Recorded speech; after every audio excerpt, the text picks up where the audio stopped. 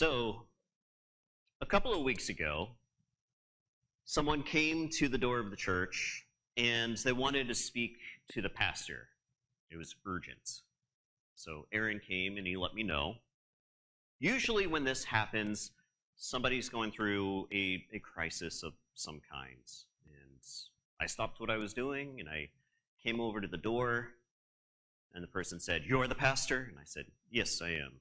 He said, "I want to talk to you about that sign." I'm like, okay, all right. She said, "That sign is not correct. Jesus never said what's on your sign." And for those of you who may not have seen the sign, who might be online, the sign says, "Jesus condemns ICE, stop justifying evil, murdering, kidnapping, and harm of children, Matthew 25. And to be fair, 2,000 years ago, Jesus certainly didn't say, "I condemn ICE in the year 2026 in this place that's going to be called the United States." Just like Jesus never says 2,000 years ago, "I see that there's going to be this terrible administration rising in Europe called the Nazis, and I got to condemn them right now too, or it's not legit." If I don't say it 2,000 years ago and name the specific group of people, then I'm fine with them. You know, that doesn't happen. But I reference Matthew 25, and I think, well, maybe they're just not familiar with this passage. And I ask, can I read this? And they say, sure. Because I think they want to talk about this side. It sounded to me like they wanted to have a conversation about this. And so I read this passage from Matthew 25, commonly referred to as the separation of the sheep and the goats. I have preached about it before, but I just kind of want to get to the nuts and bolts of it right now. Jesus calls together all the peoples of the earth. They're from all the different ethnos, all the different nations, different people groups of the world. And this is like the end times / beginning of new times. You know, God is intervening at the culmination of all things to begin a world made right. The Olam Haba. And to start that off, first they got to judge. They've got to separate the folks who have already been here. And so some folks go to the right and some go to the left, and to those on the right, Jesus, the Son of Man in this passage, says, "You get to join me and God in this world made right, in this beloved community, in this kingdom of God. Because I was hungry and you fed me. I was thirsty, you gave me something to drink. I was sick and you took care of me. I was a prisoner and you visited me. I was a stranger in the land and you welcomed me." And the folks who are on the right are like, "What are you talking about? I've never seen you before in my life. When did I ever do any of those things?" Jesus says, "Whenever you did it for the least of these, the most marginalized, you did it for me." And then Jesus turns to those on the left and says, "You don't get to be a part of this. You don't get to be a part of this because I was hungry and you didn't give me something to eat. And I was thirsty and you didn't give me anything to drink. And I was sick and you did not take care of me. I was in prison and you didn't visit me. And I was a stranger in your land and you did not welcome me." So you don't get to be a part of this. You got to go over there.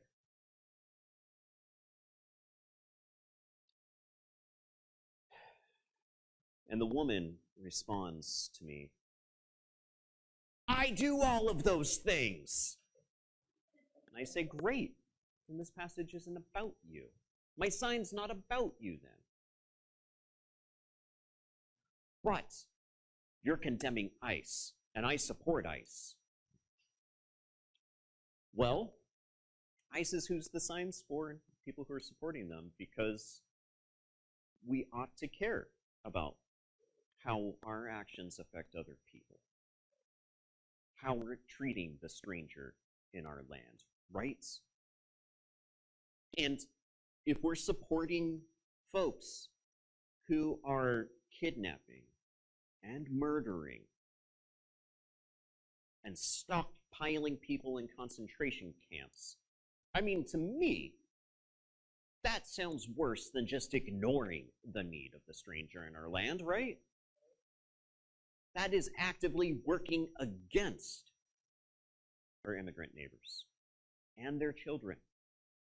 The very definition of little ones, right? The most marginalized of the marginalized.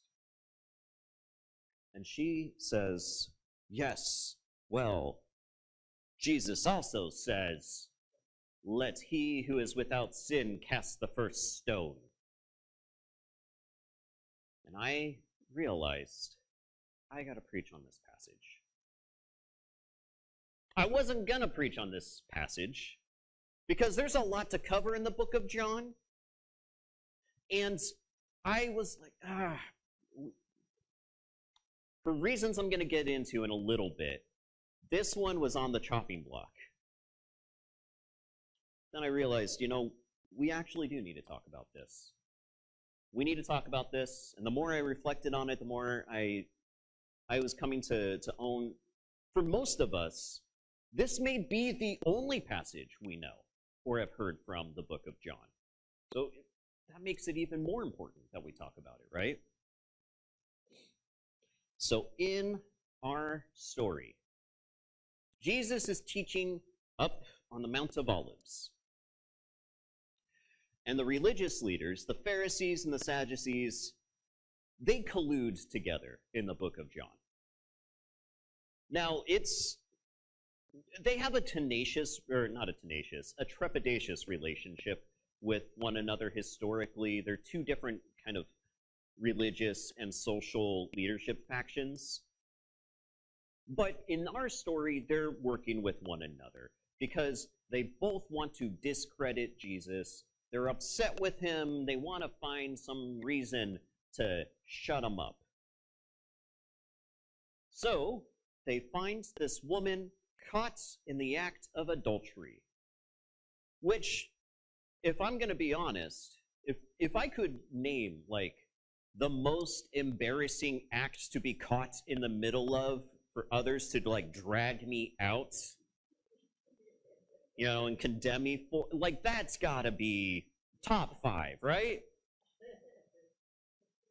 They find this woman who is having sex with someone who is not her husband. And they drag her out in front of this crowd that Jesus is teaching on the Mount of Olives. So who knows how long this kidnapping walk was. I can't imagine they're carrying her, right? This has got to be akin to, like, not a walk of shame, but like a march of shame. And they say, hey, Jesus, we caught this woman in the middle of adultery. The law says we gotta stone her to death. You know, it's what the law says. And our narrator tells us this is to try to trap him, to try to discredit him, right? Because this is like a no-win situation for Jesus. If Jesus is like, oh man, we got to do what the law says capital punishment, then she's murdered in front of everybody. And that's not the kind of thing that Jesus tends to be about in this book or the Gospels. But if Jesus lets this woman off the hook, then he is a lawbreaker. He is saying, hey, don't follow the law. The law says capital punishment. I want to point out, these leaders are not concerned about justice.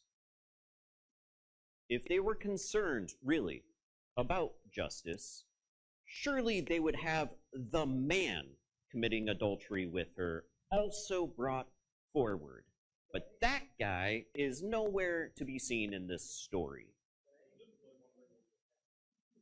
Yeah, or he's like, whoo, hey, good luck. But also, there's not any real concern for fairness here either. Like, you could say, well, this is out of a sense of indignity for this woman's husband, but he's also not in this story. He's nowhere to be found. They don't go over to him, the person in the ancient world who has, we'll just say, authority over her. They take her straight over to this crowd where Jesus is. They are using her as a pawn in a game of discreditation. They want to make Jesus look bad. They are kidnapping and threatening with murder a woman to make their ideology look better and his ideology look worse. Does that sound familiar?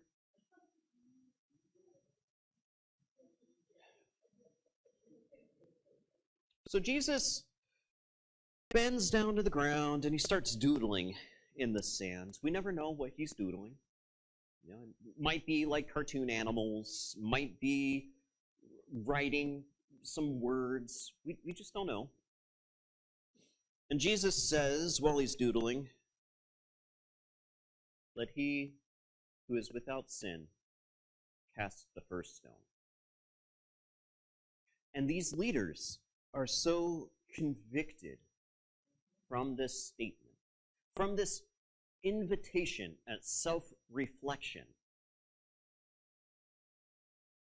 that they drop their instruments of murder to the ground and they walk away. The implication being, for us, we've all made bad choices.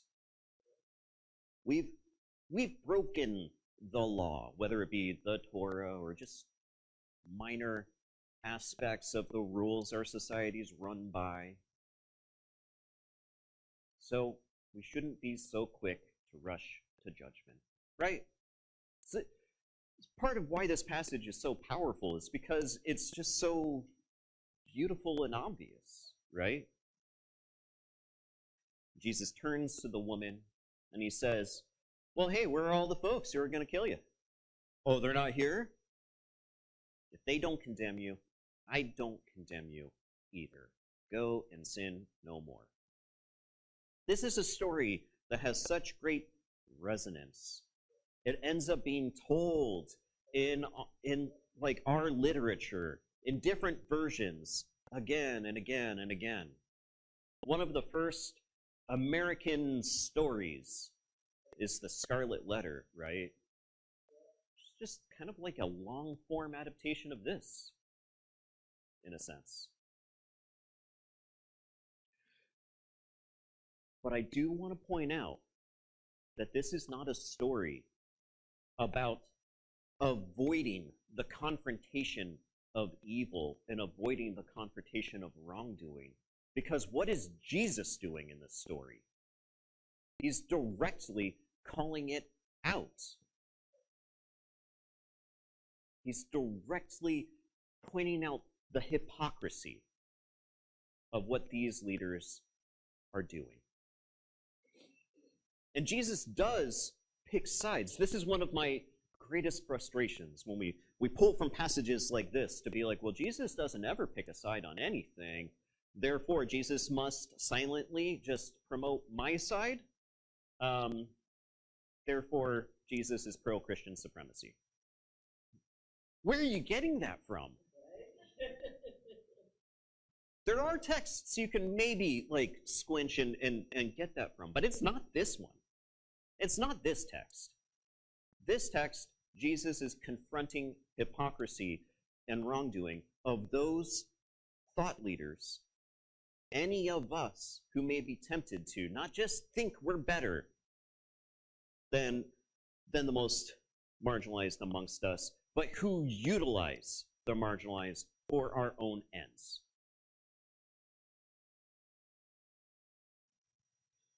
Now, I want to get to the reason I almost skipped this passage.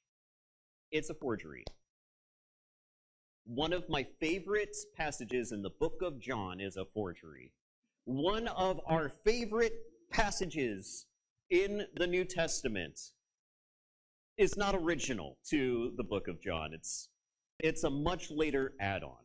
Our earliest copies that contain this story are from 200 to 300 years after the book of, after our earliest copies of the book of John.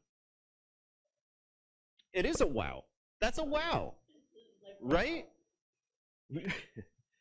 And yet it is a very important story to so many of us. If we were to turn to the book of John in our Bibles or on our apps, and it wasn't there, we'd be like, what happens? You gotta have this. The way it made it into the text, it was probably a marginal, like a note in the margins at some point, because transcribers tended to do that. They would have various notes in the margins. And at some point, it got incorporated into the text during the transcribing process. So you gotta make copies of copies of copies, because the original stuff just falls apart. You gotta make the backup for it to continue on. And we have some copies of Luke that are also much later than our earliest copies of Luke that have this text in it. And we have some copies of John that have it at various places in the book of John, but eventually it ends up at its location, where it is now, and it just lives there. Maybe it was a story that was original to the teachings of Jesus, and it was kept alive in the oral tradition. Or maybe it was an an invention. That's what the word is. I'm adding too many sounds to invention. Maybe it was an invention that just sought to boil down the essence of Jesus's teachings on judgment down to a easily remembered story. Whatever the case, we have this profound nugget of a story that does sound very much like how Jesus is presented in Matthew and Mark and Luke. And I'm happy it's there. Forgery or not, it captures that essence of character, of what we expect from Jesus. And I think the Gospel of John would be much the poorer without it. Now, that's all interesting. But I want to share what my hope is, what we do with this passage. My hope is that when we consider this passage, we do indeed consider who we are tempted to cast our stones at. Are we piling up upon those who are already being crushed in our society? I see this happen all the time with our neighbors who live outside. It's just so easy for those of us who have housing stability to be like, well, look at them. They've done stuff wrong. Therefore, they must deserve to sleep and die outside.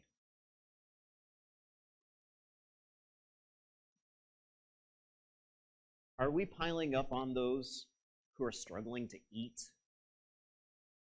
Are we piling up on those who are just trying to make ends meet? feed their own kids? Who are we piling up on? Are we piling up on those who have committed the misdemeanor offense of overstaying their visa? Therefore, they deserve to be kidnapped, murdered, stockpiled in concentration camps? Who are we casting stones at? Are we able to look at ourselves and think, well, you know, I have stuff I need to work on that I certainly wouldn't want others to abuse me for? I jaywalked the other day. Maybe I shouldn't do that. You know, there is this one time I stole candy out of a candy bowl, and that is stealing. I'm really grateful that I didn't get arrested for shoplifting. Like, you know, we've made mistakes. We've done things wrong. I'm not even saying that those who have come to this country out of a sense of desperation and trying to find a new life for them and their kids have done something wrong, but like, this is what I'm hearing all the time from folks that I love who taught me about mercy and kindness when I was in their church, right? We got to be merciful and kind to one another. But somehow, we look at folks who are in worse positions than we are, who are in some level of vulnerability, and justify that it must be self-inflicted, it must be deserved. Well, think about this passage. I think Jesus would have a bone to pick with you from this passage. Not just Matthew 25, but like this casting stones passage that was cited at me. And I hope we consider the paramount need for us to stand up for and with the oppressed and marginalized in our society, including women who are still actively dehumanized.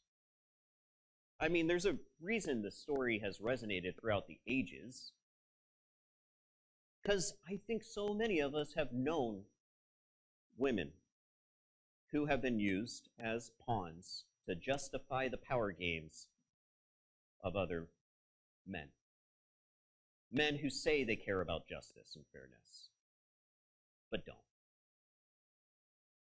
Including the stranger in our lands, who are actively and intentionally abused to suit the whims of powerful people who use them as pawns in their games. This is ultimately the takeaway that I carry with me from this passage. When I think about this passage, what I think of is a call to keep showing up in love for one another, for and with our neighbors. And I think of the invitation to not rush to condemnation, but to live into mercy. And to stand up to those that threaten to obliterate our neighbors. That's the work of Jesus. That's our work. I invite you to consider all of this next time you think about this passage. Next time you see our neighbors actively being villainized by those who do not give a damn about villainy. Now, with all of that said, my friends,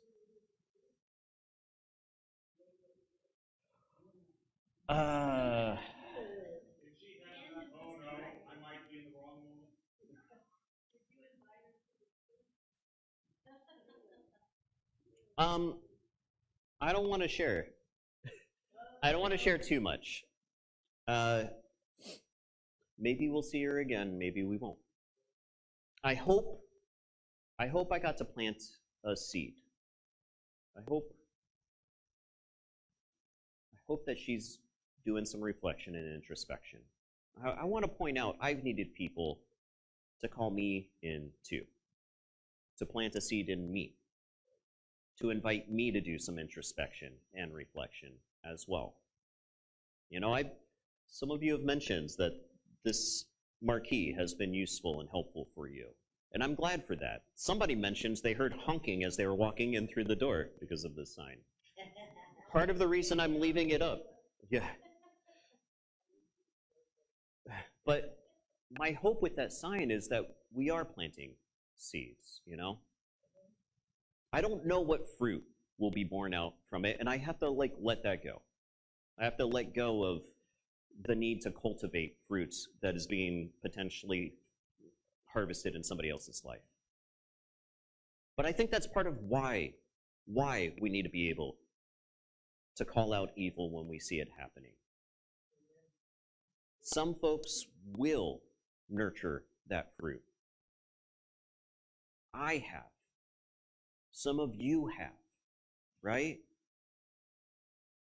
And others will be really upset. And maybe that's okay. Maybe that's okay. All right. I don't normally take questions and comments. Yes, Jan.